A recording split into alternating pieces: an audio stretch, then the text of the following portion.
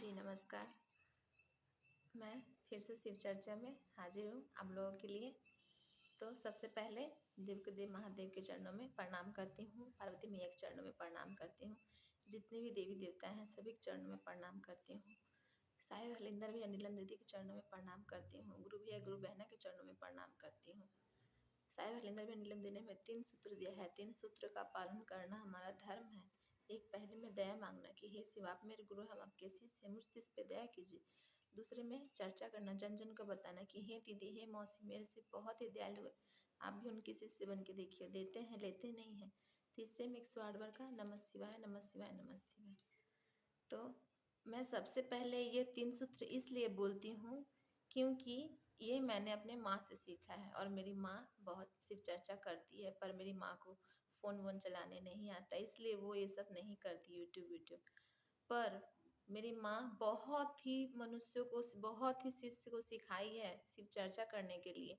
तो वो मुझे बोलती है कि तुम यह काम आगे बढ़ाओ, या तुम करने से तुम्हारे ऊपर शिव का आशीर्वाद रहेगा, हमेशा बना हुआ रहेगा। इसीलिए मैं दूसरे का चर्चा नहीं करके शिव का चर्चा कर रही हूँ, और वो भी यूट्यूब के ज़रिए। कितने लोग मुझे देख रहे हैं। हाँ, ख़ैर कोई मुझे लाइक करे, चाहे सब्सक्राइब करे या ना करे, पर उनके कानों में तो यह बात जा रहा है, वह सुन तो रहे हैं मेरा चर्चा। अरे गॉसिप नहीं करने से, सिर्फ चर्चा करने से यह बहुत ही अच्छी बात है। कोई जो जो जिसके कान में मेरा आवाज़ जा रहा है, मेरा ये चर्चा, मेरा ये भजन जा रहा है, वो मेरे लिए बहुत है। वही मेरे लिए वहाँ पे भगवान के यहाँ पे दर्ज हो रहा है कि मैं ज़रूर कुछ अच्छा काम कर रही हूँ, जिससे मेरा घर परिवार बना रहेगा और संग में जो सुन रहे हैं उनका भी घर परिवार बना रहे। मैं हमेशा प्रार्थना करती हूँ कि जो भी मेरा ये शिव चर्चा सुन रहा है, उसके ऊपर भी भगवान अपना आशीर्वाद बनाए रखें। हर हर महादेव। चलिए शिव चर्चा की ओर आगे बढ़ते हैं। तो सबसे पहले एक शिव चर्चा सुनाती हूँ कि एक बूढ़ा ससुर थे, उनका 3 बेटा था, 3 बहू भी थी, सबका बाल बच्चा था। वह उनका धीरे धीरे उम्र होते जा रहा था। वह अपने छोटे बेटे और बहू के साथ रहते थे। बड़े वाले बेटा और बहू और मझले वाले बेटा बहू उनको नहीं देखते थे, उनको खाना पानी नहीं देते थे, लेकिन छोटा वाला जो था वो देता था खाना पीना। उनकी पत्नी नहीं थी। बूढ़ा ससुर बहुत ही लाचार बेचारा बेबस था और हमेशा खाने के लिए थोड़ा तड़पता रहता था। एक बहुत दिन बीतने के बाद वह हमेशा शिव चर्चा करता था, भोलेनाथ को बहुत ही मानता था।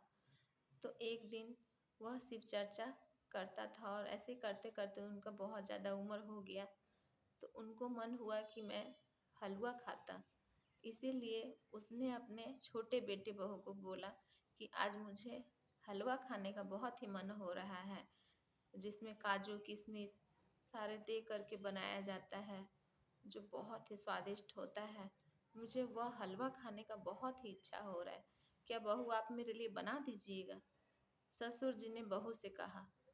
तो छोटी बहू बोलती है कि मैं आपको रखी हूँ, यही मेरे लिए बहुत है, मैं कहाँ से आपको हलवा खिला पाऊँगी? इतना आपका बेटा का आय नहीं है कि मैं आपको इतना मज़ेदार हलवा खिला सकूँ, मैं नहीं खिला पाऊँगी। उसने साफ साफ मना कर दिया। पर बूढ़े ससुर का मन बहुत ही बेचैन हो रहा था हलवा खाने के लिए। कभी कभी किसी का इच्छा होता है कि मैं यह चीज़ खाता, पर मैं खा नहीं पाती हूँ, बहुत असमर्थ हो जाती हूँ।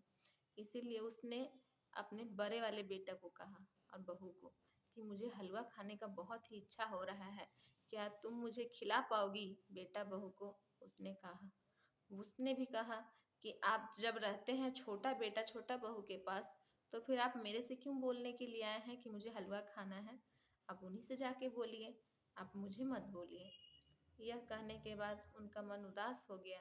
तब वो सोचे कि अब मझले वाले से पूछता हूँ, जानता हूँ मैं कि वह भी मुझे नहीं खिलाएगा, लेकिन फिर भी मैं उनसे पूछ लेता हूँ। तब वह मझले वाले बेटा बहू के पास गया और उनसे पूछता है कि क्या तुम मुझे हलवा खिला पाओगे? अगर हलवा खिला पाओगे तो मुझे थोड़ा सा बना करके दे देना, मेरा बहुत ही मन हो रहा है हलवा खाने का।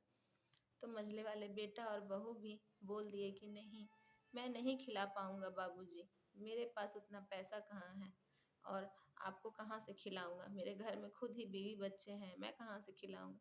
बहू भी नहीं बोली।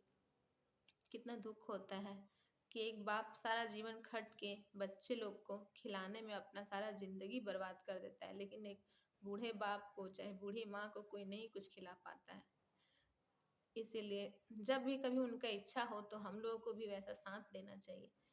फिर वह बूढ़े बाबा मन को बहुत ही उदास कर लिए और 1-2 दिन हुआ, वह खाना-पानी छोड़ दिए, अन्न को त्याग दिए और एक दिन वह मर गए। कुछ ही दिन में वह मर गए, पर उनके मन में हलवा खाने का इच्छा जागा ही रहा।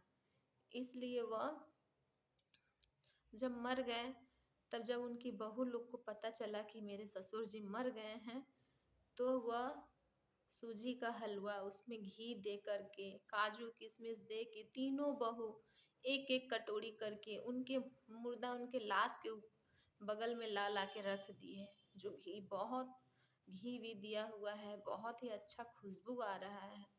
लाश के बगल में रख दिया। अरे आप जिंदा में नहीं दिए हो तो मरने के बाद आप क्यों दे रहे हो उसे? वह उसे आकर के रख दी और रो रही है। मेरे बाबूजी को बहुत ही हलवा खाने का मन था, पर मैंने अपने बाबूजी को हलवा नहीं खिलाया। तीनों बहू बोल रही है, रो रही है। फिर उनके शव को ले जाया गया शमशान घाट जलाने के लिए। ले जाया गया, ले जाते उसके बाद हलवा का गंध और भी फैल रहा है। पूरा मतलब जितना भी वहाँ पे आस पड़ोस है सब जगह वहाँ पे फैल रहा है। बूढ़े बाबा को बहुत ही इच्छा हो रहा है हलवा खाने का, वो तो मर गए। अब तो मरे में उनके नाक में यह सुगंध जा रहा है, जा रहा है। जब वहाँ चिता पर लेटाया गया कि अब उन्हें आग दिया जाएगा, तो वह हलवा के गंध से वह उठ गया और उठने के बाद वह हलवा खाने लगा। यह देख के सब आदमी भाग गए, उसको फेंक के भाग गए, लाश को फेंक के। तब वह हलवा खाने लगे। सबसे पहले तो वह सारा हलवा खा लिए। उसके बाद बोलते हैं कि देखो, मैं मरा नहीं हूँ, मैं तो मरने का नाटक कर रहा था। जब मैं जिंदा था तब तो मुझे किसी ने हलवा नहीं खिलाया। मुझे मालूम था कि मैं मर जाऊंगा तो सभी लोग मुझे हलवा खिलाएंगे, इसीलिए मैं मरने का सिर्फ नाटक कर रहा था। तो देखो, मरने के बाद मुझे हलवा नसीब हुआ। फिर वह भोलेनाथ को प्रणाम किए, जितने भी थे उनके बेटा बहू सब अपने ससुर जी के पैर को छू के माफ़ी मांगे और फिर भोलेनाथ के मंदिर में जाके बोले हर हर महादेव, हर हर।